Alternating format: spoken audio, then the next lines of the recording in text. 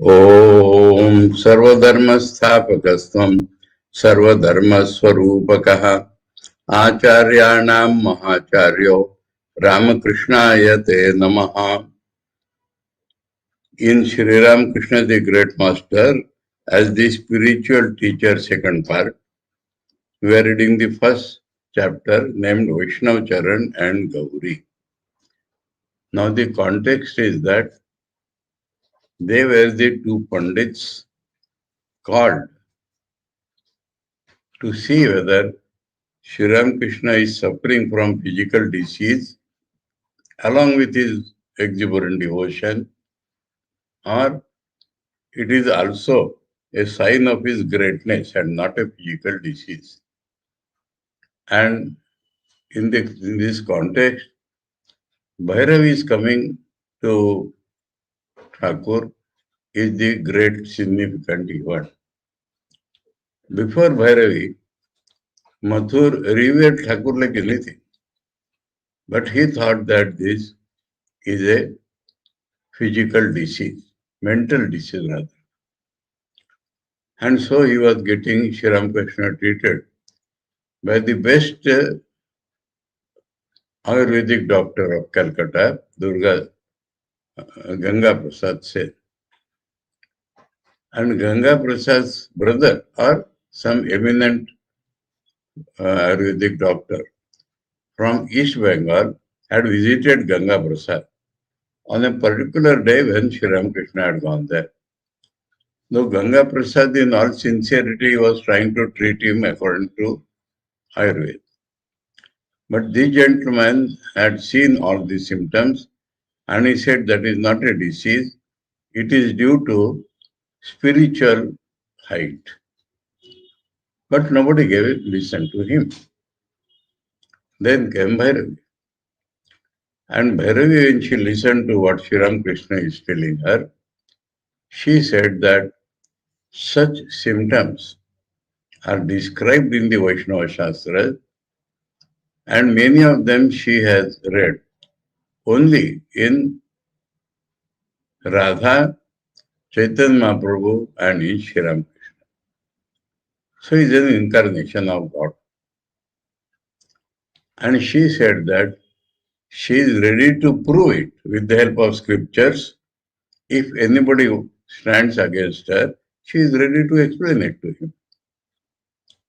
And this also would have gone away, but Thakur told Mathur, please call Pandits and see whether what she says is true. Because till then Mathur was thinking of physical disease. And then Thakur wanted a support. Only this much that it is not a physical disease.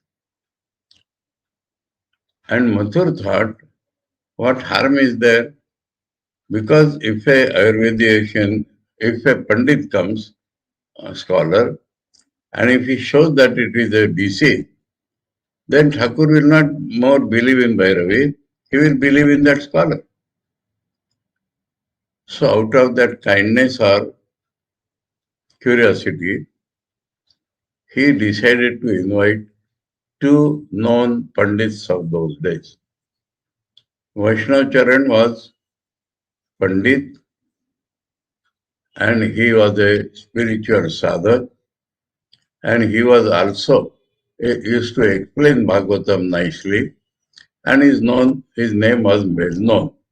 People took him to a great sadhak and they used to consult him, his advice also in that matter.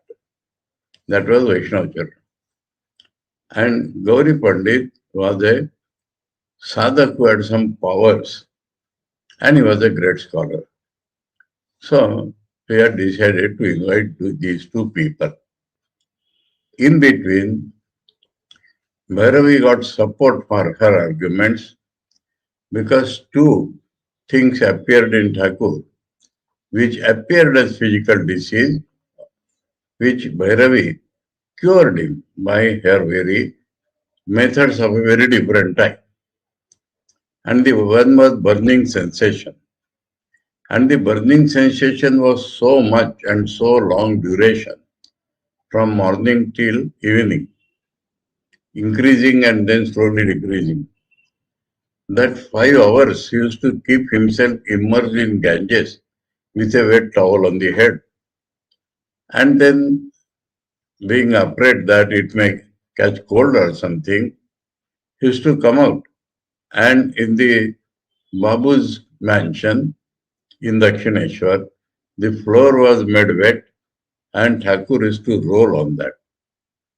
That much was the burning sensation. And Bhairavi said, it is no physical disease.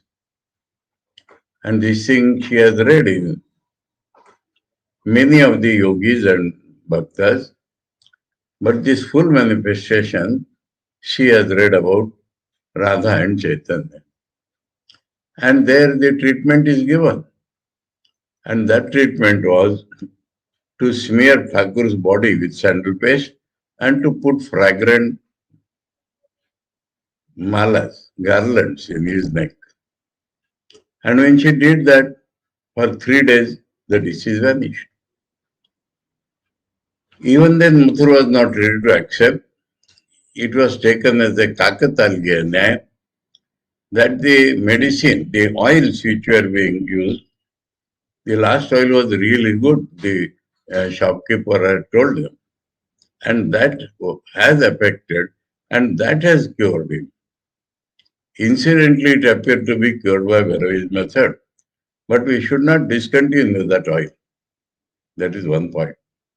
Secondly, Thakur was feeling inordinate hunger. And that also, Bhairavi said it is there in the books and there is a solution. And with the help of Mathur, she got it done. That in Thakur's room, all the eating articles, from ordinary like puffed rice and flattened rice, up to so many sweets, she arranged according to their good or bad merits and told Thakur, you live in this room for 3 days and eat whatever you want. So when he lived there and ate something of that, his inordinate hunger was cured. Now Saradananda Swami tries to tell us that this inordinate hunger is due to his not being an individual person at all.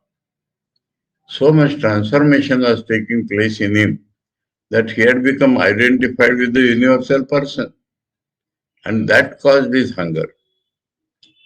And in support of that, he is quoting that when we went to him, we have seen and heard many such incidents of inordinate hunger. Difference is there, that time it was continuous. And this time suddenly this thing would come and go away. And he has given us 4 incidents. One was the cream brought by the lady devotees, and Thakur came back from Balram house after taking food, and in the midnight he says, I am hungry, I have not eaten anything. And he ate that, sir. And main point here is that it is not greed, because no physical problem comes after that. So because he is a different person. And then second incident is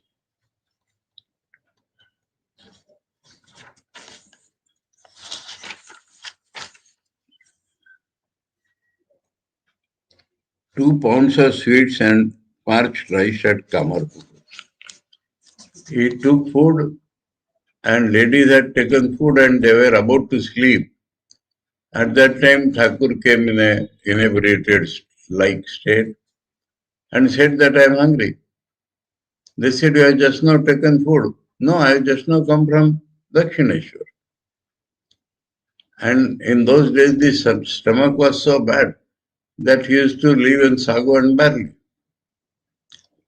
They tried to explain to him many things he would not accept. So they had sent Rameshwar, Thakur's nephew. He aroused the shopkeeper, the sweet seller, and he made 2 pounds of halwa. And this halwa and some parched rice he ate. And nothing wrong happened to his stomach. By his words have come from Dakshineshwar, it appears that it was Mother Kali. And the third incident was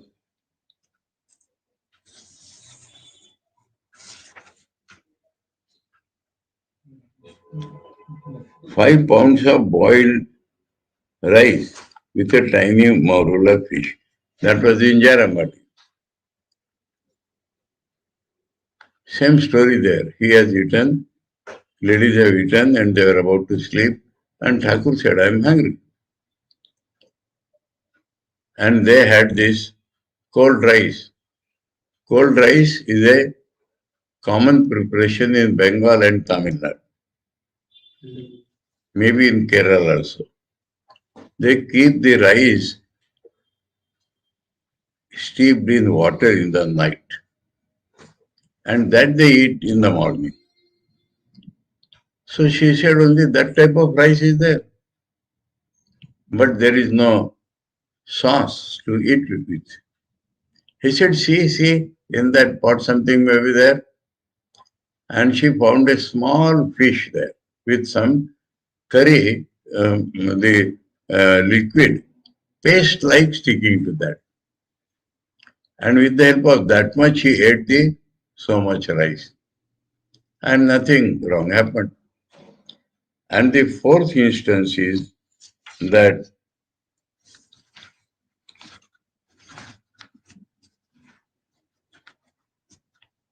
Dakshineshwar, he felt hungry and here there is a speciality. Halwa is here. In the third incident is fish. And in second incident, 2 pounds of sweets. 2 pounds of sweets. And no, is there some sweet there, na? Yes. 2 pounds of sweets and muri. 2 pounds of pudding? Sweeties. 2 pounds of sweets and muri. Half price. Sweets, acha. But what was that sweet?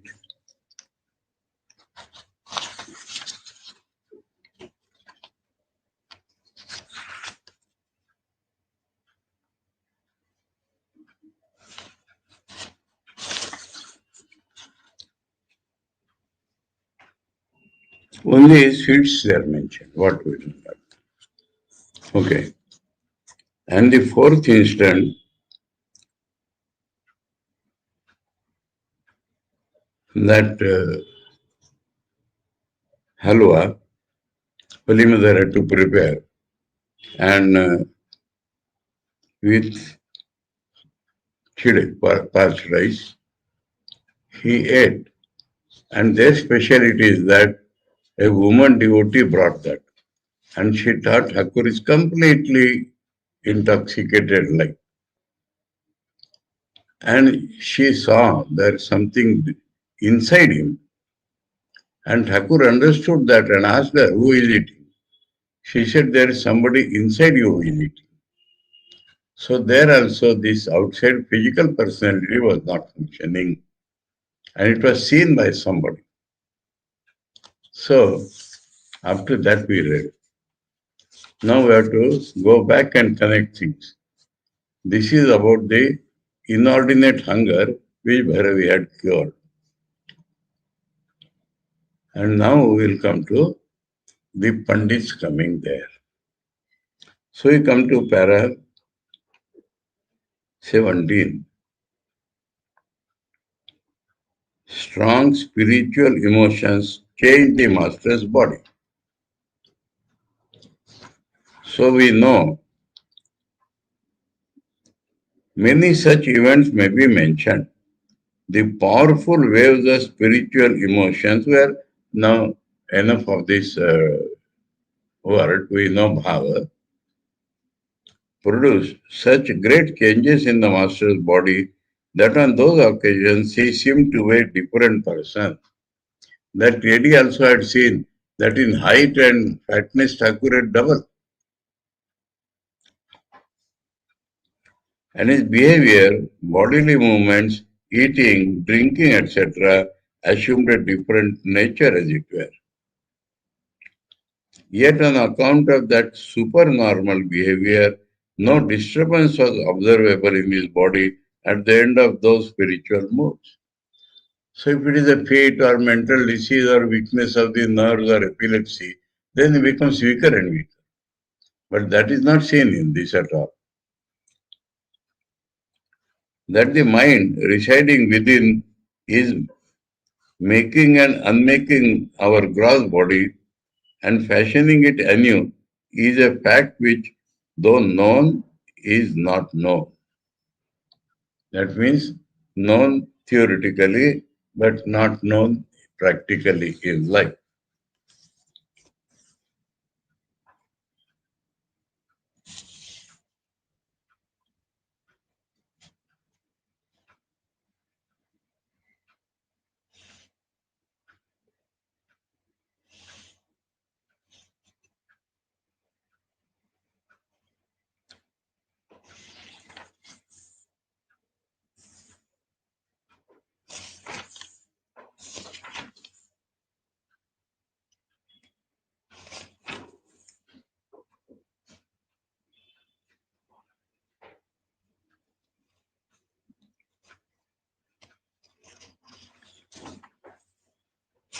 Oh, a lot of it.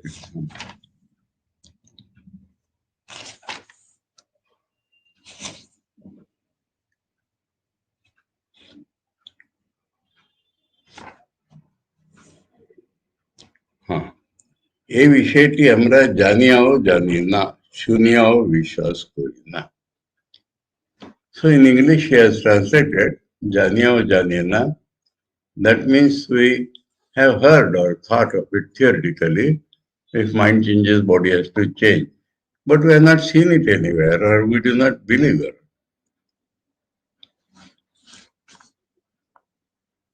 And the second expression is clear that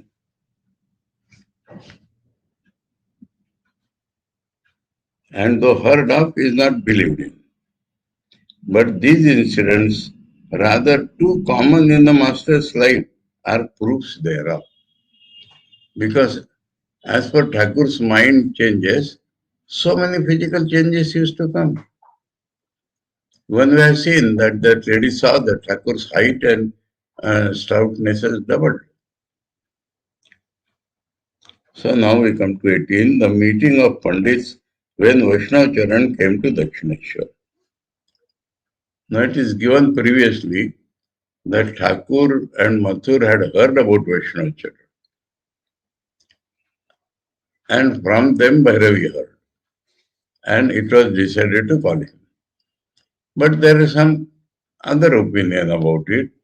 Some say that Mathur Babu knew at first of Vaishnav Charan from the Bhairavi Brahmani and resolved to send an invitation to him to come and ascertain whether there was an element of physical ailment in the master's spiritual states. Anyway, Vaishnav Charan came to Dakshineshwar shortly afterwards. We can infer that a small meeting of scholars was arranged on that occasion, for a few devout aspirants and pandits must have come as usual with Vaishnava Charan. When these scholars move, he moves in his own company.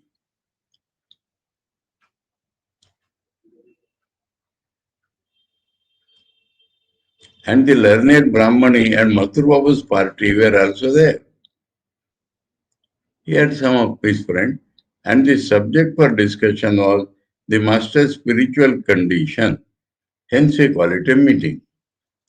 A discussion about the master's condition in that meeting. And the discussion started.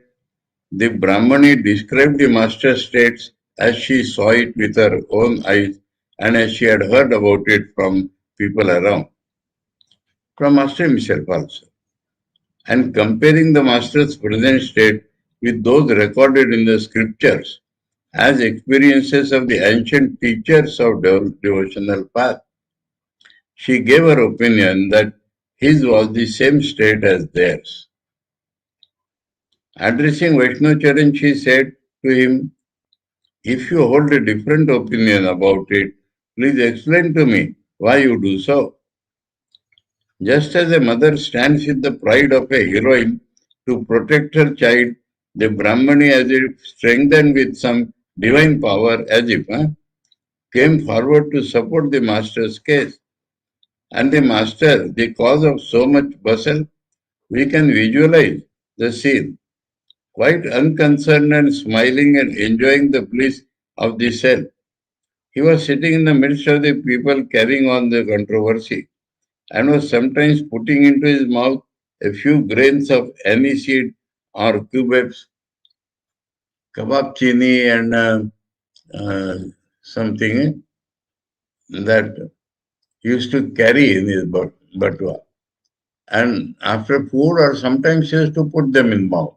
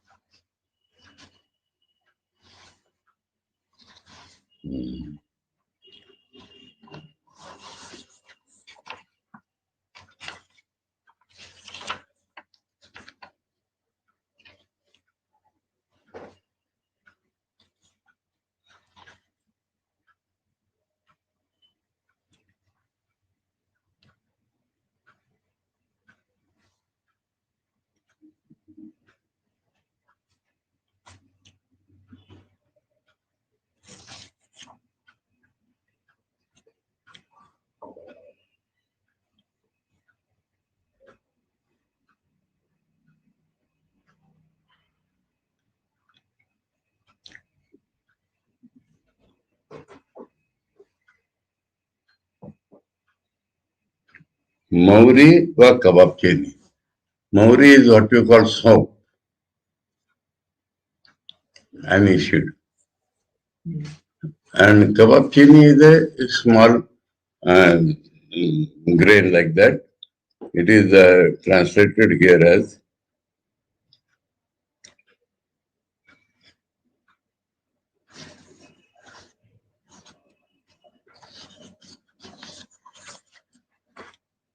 cubebs. From the small bag near him and listening to their conversation as if it was about someone else.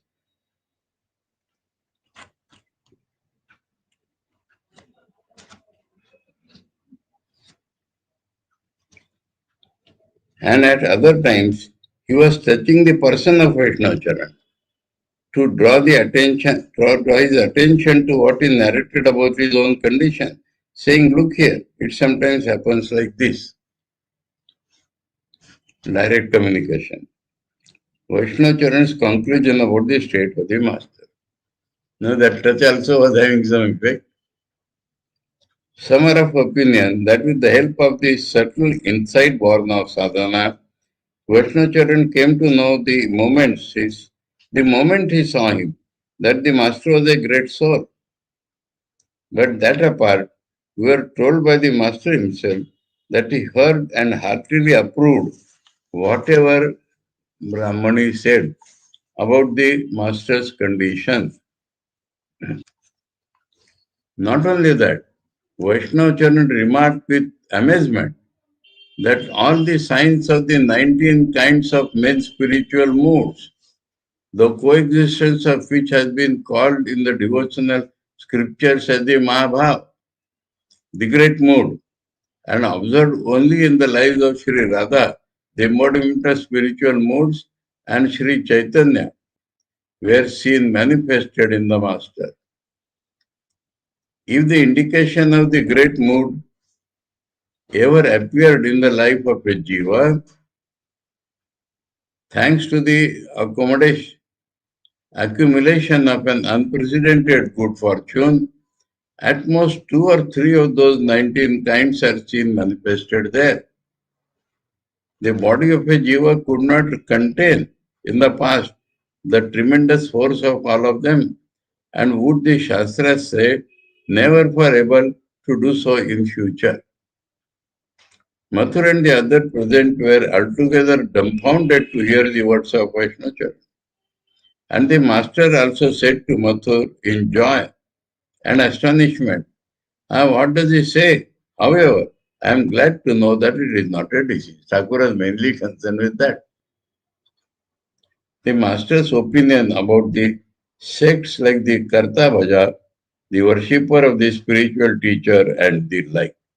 About Vaishnavacharan, something more. Because our conclusion is Thakur as teacher to Vaishnavacharan. The above opinion of Vaishnavacharan about the master was not mere words. For ever afterwards, he held the master in high regards and had genuine devotion to him. Devotion to Thakur, like God. From that time on, he came very often to Dakshineshwar for the purpose of enjoying the bliss of the master's divine company, sought his opinion on his own secret sadhanas, which he confided to him.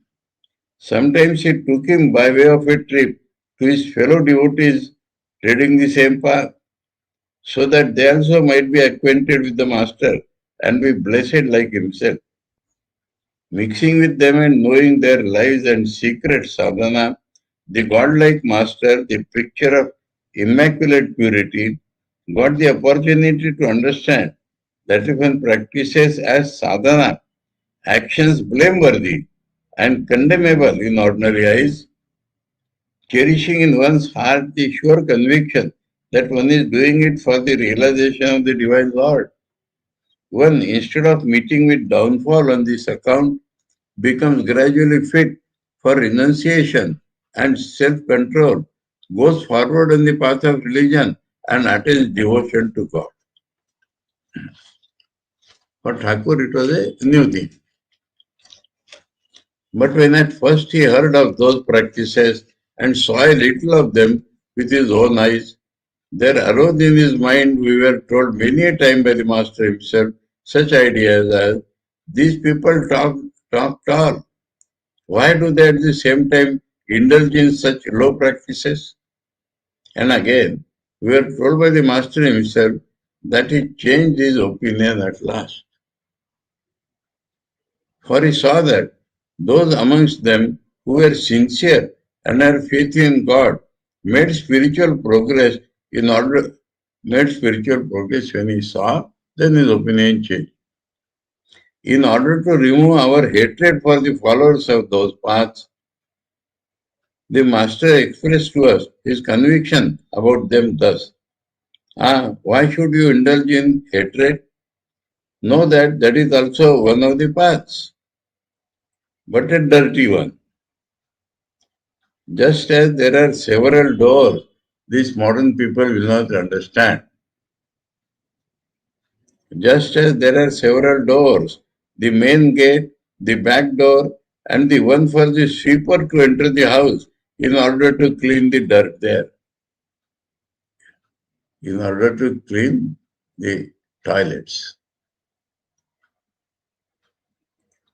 Leading into the house. So know that this is also a path. Through whatever door people may enter the house, they reach the goal all right.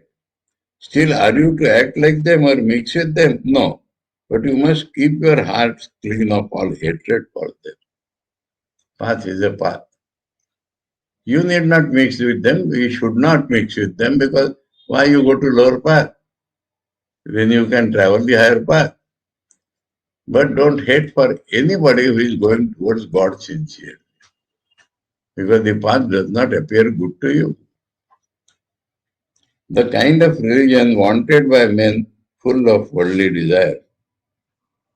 Now here, that Karta Bhaja is not explained, only some dirty practices. Name Karta Bhaja is clear.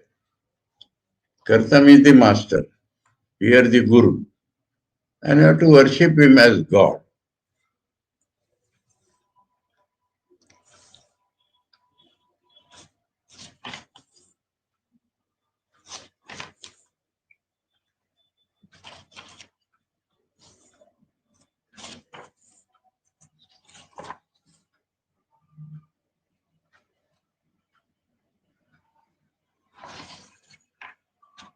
He will explain that to us.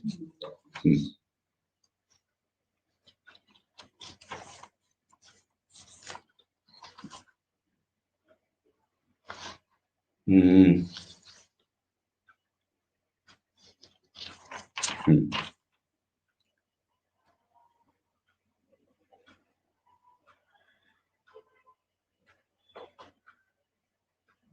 Yeah, take it.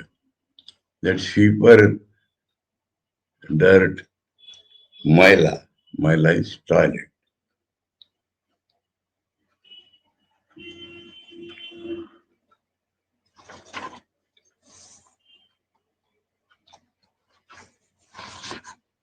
Now he is explaining, the kind of religion wanted by man full of worldly desires. He wants religion, but he has worldly desires.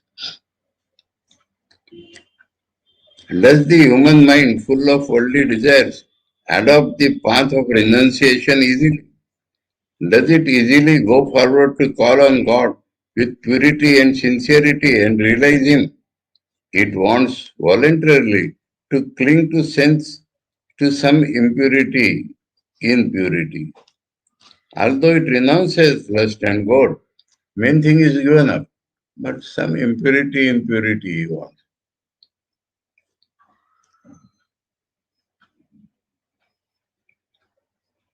Although it renounces lust and God, it is pleased with whatever smells of them. The books on the method of performing worship enjoin that one should take endless pains to worship the Divine Mother in a pure way, and the next moment prescribe the singing of hideous, lustful songs for her satisfaction. You know this thing? You know incidents related with that? Durga Visarjaner time. Hideous songs are sung before her, and which appears sexual. That type of dances are done before her. And one of the great devotees, Holy Mother's doctor, Dr. Kanjila, was singing and dancing. Then some people who had a finer taste, they said, no, what he is doing, it should not be done. Then Holy Mother said, no, it pleases the mother, let him do it.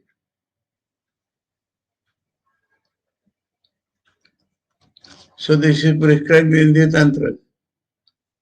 One side it says do sadhana, second side it says this. Because man wants that. Now our prasadam, so much delicate prasadam we make because we want to eat it.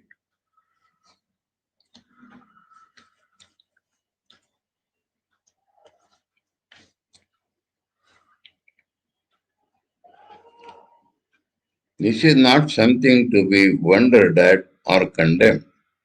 This only clearly shows what an adamantine chain of lust and gold the weak human mind is bound with. Under the powerful influence of Mahamaya, the ruler of innumerable universes, it becomes clear that it is impossible for a jiva to attain liberation if she does not remove this bondage by her grace.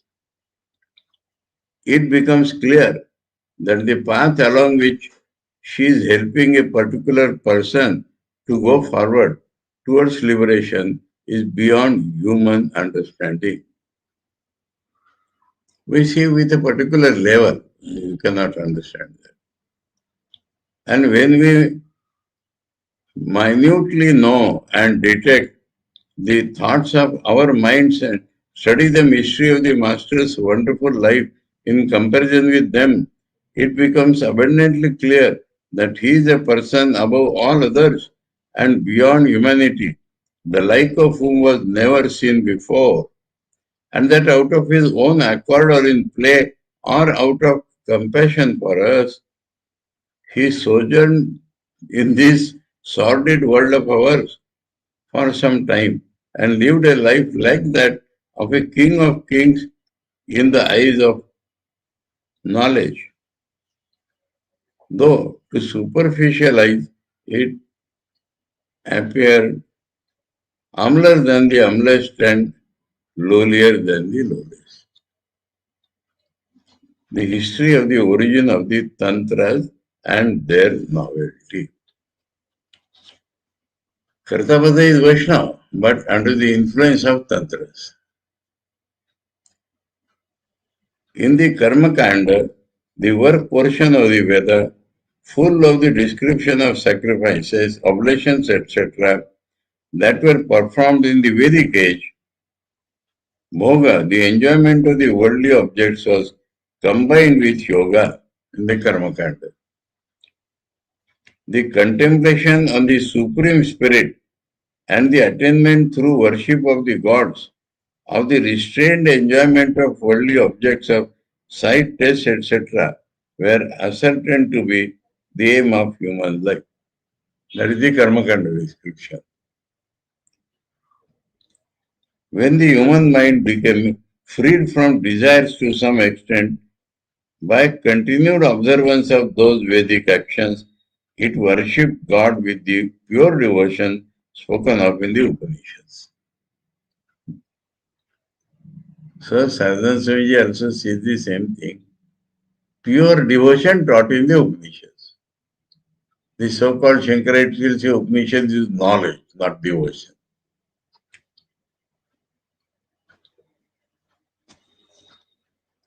And had the purpose of its life fulfilled. That is the main point. But in the Buddhistic age, the attempt was totally different. All the worldly people whose hearts were burning with desires of worldly enjoyment were taught without any distinction the worship of a pure nature, suited for the desireless dwellers of the forest. Buddha's teaching was that he taught sannyas or sannyasi thing to everybody. The then political machinery of the state also helped that attempt of the Buddhist monks. Kings joined them. The Vedic sacrifices, oblations, etc., allowed the human mind treading the path of enjoyment to have controlled worldly pleasures and thus to try to bring it gradually to the path of yoga. That was the Vedic Karma Kanda of renunciation. But when they were outwardly destroyed, Vedic Karma Kanda, by the preaching of the Buddhist monks, not by Buddha, they reappeared in the forms of secret tantric sadhana. Openly is condemning, so secretly they are doing. Practiced at the dead of night in places like the burning grounds of the dead. full of terror and divide of human beings, smashan.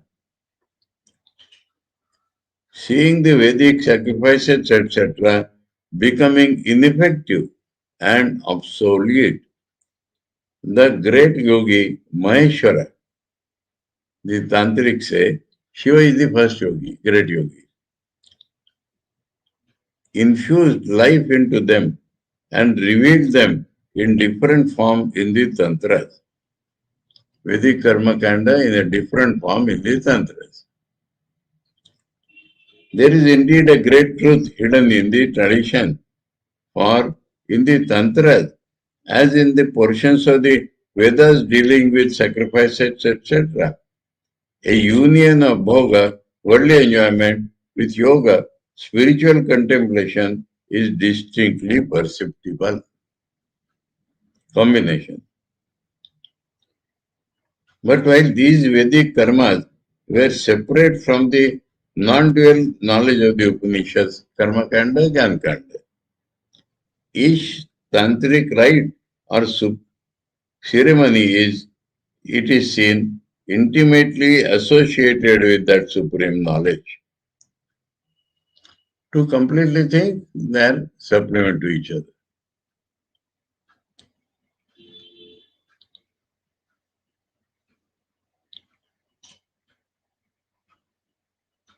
For example, when you sit to worship a particular deity, first of all you have to think that you raise the Kundalini, the quiet power, to the 1,000-petal lotus in the head and think of your existence in a non-dual state with Brahman. Then you have to think that you become separate from him and assume the nature of a jiva again to worship him. And that the light of Brahman becomes condensed, so to say, and manifests itself in the form of the deity to be worshipped. So deity to be worshipped is consciousness. That becomes congealed in some form and you worship it. You bring the deity out from within you and begin to worship him. What a fine method is this attempt at meditation, becoming one with God in love. Love is the great force of meditation.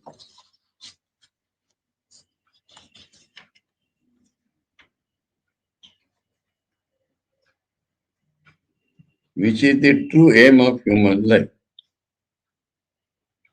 What? Becoming one with God. Through love. Again and again it strikes. We see the Vedantis modern or so-called traditional, even in the mission, telling that bhakti has no go. And Mahapuruji told my Swamiji, Upanishads are the best bhakti shastras in the world. And I heard all from my Maharaj. And I find that my method is very different from others. Now here I am continuously finding that the Saradananda Swamiji holds the same view. So it was known in Thakur's disciples that Vedanta is bhakti.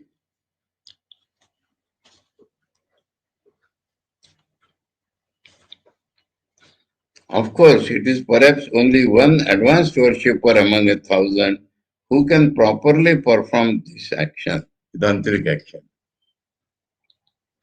But all make at least an attempt, more or less, to do so, which is of immense benefit to them. For it is by continually doing so that they will gradually advance. Mixed thus with every tantric action, the idea of non-dual knowledge reminds the aspirant of his ultimate aim. Herein lies the novelty of the Tantra. Because normal bhakti is dualism outright. But Tantras have mixed that Advaita. And the tantric disciplines as distinguished from the Vedic ritual. Vedic rituals separate, Upanishad separate. But Tantras have tried to mix them. And it is for this reason that it has such a great hold over the people of India in general. Because Bhoga and Yoga is combined.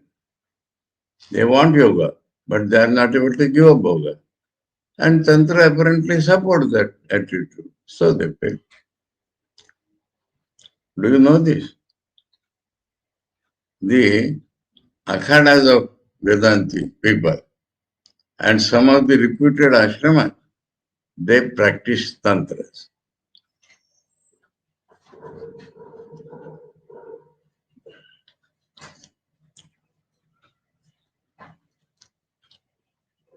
The history of the heroic mode of worship entering into the tantra.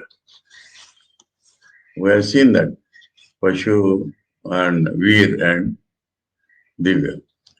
So this Veer thing came. Another novelty of the tantras is the preaching of the motherhood of Mahamaya, the cause of the universe. So it is Maya, illusion, delusion, that is not what they teach. She is the Shakti. She is the mother of the whole universe. As a result of which, a pure, sacred mental attitude towards every feminine form is induced. Because God is our mother, all mothers are God. Now, Swami Vivekananda's sayings and utterances, there he says one place, now I know or believe that there is some form which thinks of itself as the mother of the universe. So this mother, Brahma Shakti, is there somewhere.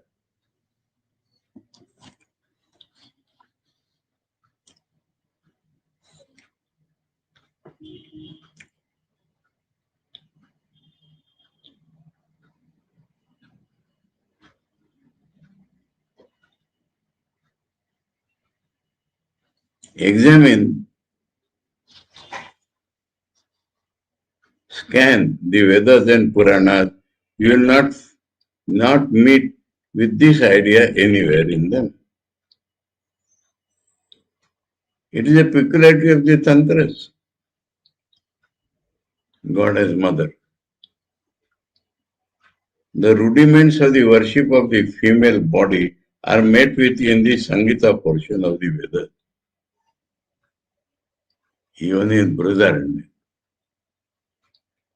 They especially prescribe that it should be looked upon as pure, and at the time of marriage, God should be worshipped in it by the mantra such as conceive, O one, Uma, possessing the whole crescent of the moon, so that the bride might conceive a beautiful child, full of vitality. Okay? Garbham Dehi Sini Vali, there is a mantra. But let no one think, no, the other side, but let no one think that on this account that the worship of the male and female bodies was prevalent in India from the Vedic times. History has proved that the worship in a gross form was at first extant among the Sumers of Babylon and the cognate Dravidians. They are Semitic in nature, cognate.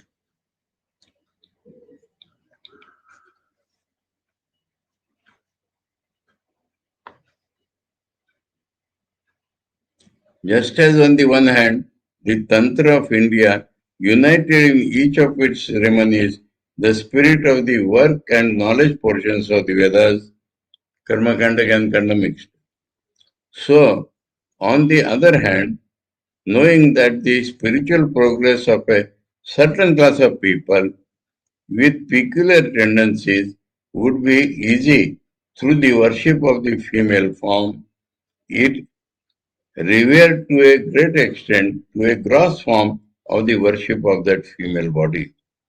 and uniting with it in the high spiritual ideal of the above mentioned worship of the Vedic period, developed it fully.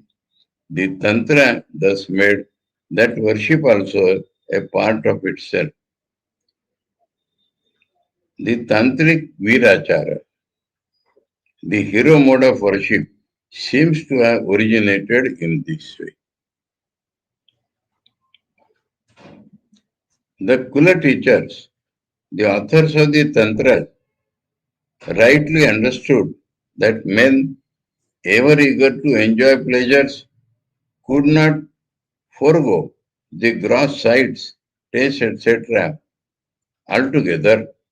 But if they could somehow generate in those persons a genuine reverence for the objects of enjoyment, they were certain to develop on the strength of that reverence spiritual qualities like self-control, etc. in course of time.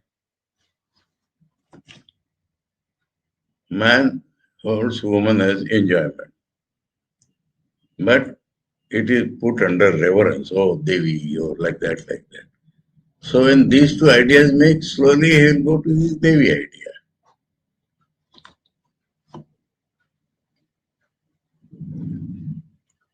Though they might indulge for some time in the pleasures thereof. Maybe to some excess in rare cases. That was why they preached. The bodies of women are veritable holy places of pilgrimage. One should give up looking upon women as human beings and always regard them as the Devi herself, knowing that it is a special manifestation of the Mother of the Universe. One should always have devotion to and reverence for every female figure. One should sip a little of the water in which she has dipped her toe. One should not condemn a woman or beat her, even through inadvertence. We read, so Tantra is quoting. In her, a woman's body, O great lady, there exists all the places of pilgrimage. You are interested in names? You see. This is chapter 14 of Purascharanollasa Tantra. A man who looks upon woman as a human being, O thou of the best continence, can have no perfection. Though he may repeat mantras, he meets with the contrary result. What is this? O thou of best continence? All the tantras say Shiva is telling Parvati. So this is an epithet of Parvati. Shiva is telling Parvati how they worship you, I am telling you. This is chapter 2 of Uttara Tantra. A man who drinks with devotion a little of the water into which a woman has dipped her toe, or eats the leavings of the food in her plate, Uchishta, is sure to have uninterrupted success. Nigama Kalpadruma, Andhar Tantra. Women are the gods, they are sacred, and they are the ornaments of society. One should never hate, condemn, or beat them. Chapter 5th of the Mundamala Tantra. There are in each Tantra two strata, the high and the low. But of what avail were all these? Eventually, there came a time for the tantric sadhakas when they gave up the ideal of realizing the knowledge of God and applied their minds to the attainment of miraculous powers. Gradual decay of the ideals. It was during this period that various kinds of unnatural sadhanas and the worship of ghosts, ghouls, etc., Pishachar,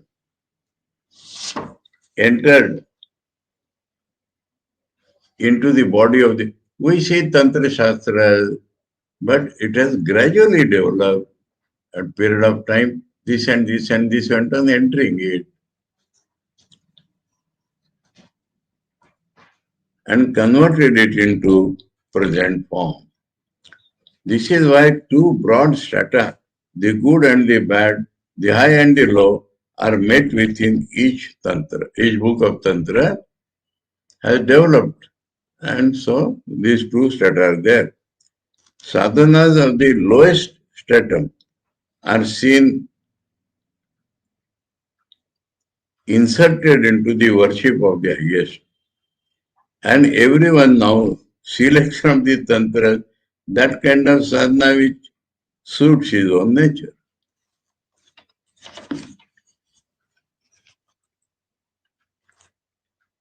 The new process of worship founded by the Vaishnava community of Bengal. There appeared another change in the tantric sadhana on the advent of Sri Chaitanya. Thinking that the spread of dualism among the masses would be beneficial, he and the Vaishnava teachers after him propagated among them the tantric mantra and outward worship only, leaving out to a great extent the tantric practices leading to the attitude of non-duality. Because non-duality man cannot absorb, then some wrong hypocrisy comes. So practically teach dualism. They also introduced a novel method into the above worship. They taught that the deity of the object of worship should be served by one as one wished oneself to be served. The tantric deities purify by mere sight the fruits, roots, and other food offered to them by the worshipper. The general belief is that these offered articles taken by the aspirants increase their spiritual inclination instead of the animal propensities of lust, anger, etc. According to the process newly started by the Vaishnava teachers, on the other hand, the belief gained currency that the deities took certain parts of those offerings. And sometimes they took even gross parts in accordance with the order of importunate eagerness of the devotee.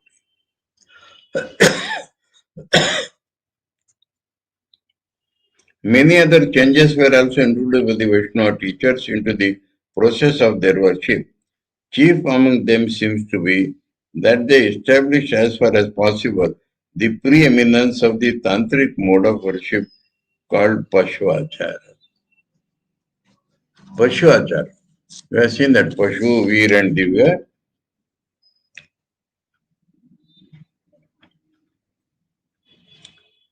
And favored external cleanliness. We have seen that.